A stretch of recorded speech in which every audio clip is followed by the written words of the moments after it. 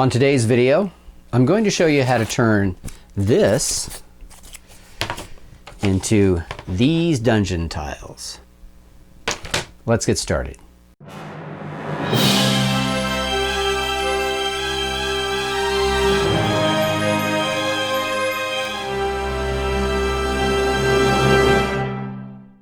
To get started, you're going to need a couple of, or as many as you want actually.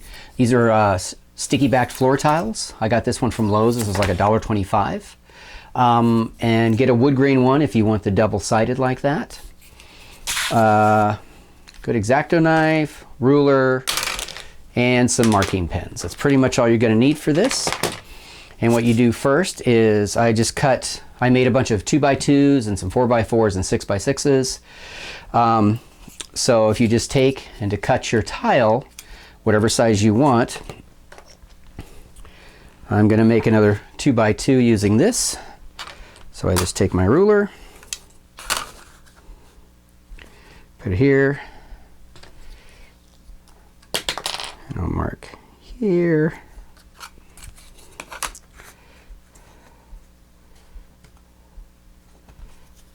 And here, like this. The easiest way to do this is to cut the top first, because if you cut the back that has all the sticky stuff on it, you'll end up gumming up your blade. And all you have to do is run it along here a couple times. This one might be kind of dull since I made so many tiles. Like that. And then all you need to do is just snap it like this. I kind of go back like that and then cut the paper. So you have your 2x2 tile. And then you cut one from your wood grain as well. And I like to kind of test fit because sometimes they fit closer together one way versus the other. So seem to go better this way.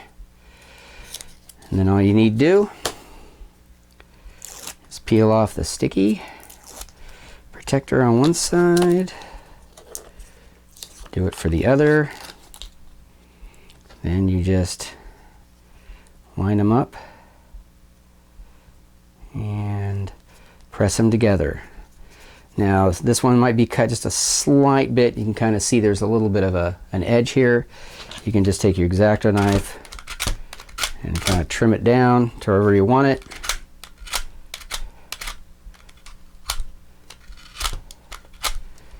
That's pretty good.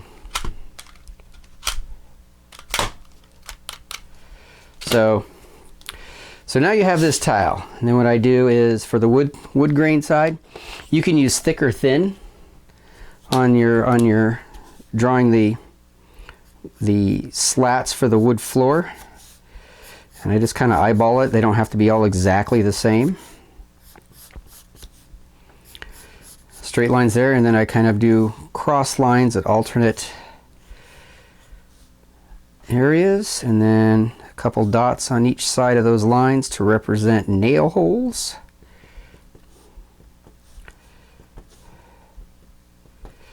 And that's pretty much all you need to do. Now you can leave this gray if you don't play with a grid. You can also do a basic grid, or you can make it even more stylized if you like. And in fact, the ones I did kind of a grid and then did miniature stones inside each square. It's a little tedious, but it looks okay. And I used kind of a thick pen for this, but you can use a thinner pen. So for instance, this is a Bic marker, and you can eyeball it too. You don't necessarily have to measure it exactly. Like this. And then you have your grid, and it's very, very faint. I do recommend you take a pen and kind of outline like this. So when you put the two pieces together, you have like a black line to separate them. And that's pretty much all you need to do. This was a very, very inexpensive project. They have a lot of good weight.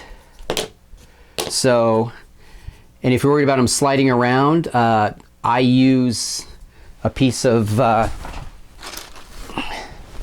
lay down some of this drawer liner, and then they don't slide around at all. So that's pretty much the project, and you can make them in any size you want. And so wood floor, tile floor, and if you want to do like a cavern floor, you can leave it blank, and that way you don't even have to have grids. Like I said, if you don't play with grids, that's fine. And then the wood ones go here like that. So that's pretty much the setup. You can make a lot. They're very thin, so they store easily. And that's the project. Put your questions and your comments down below, and I'll get to them as soon as I can. Don't forget to like and subscribe, and hit the bell icon so you know when other videos are coming out. Thank you again for watching, and may all your rolls be natural 20s.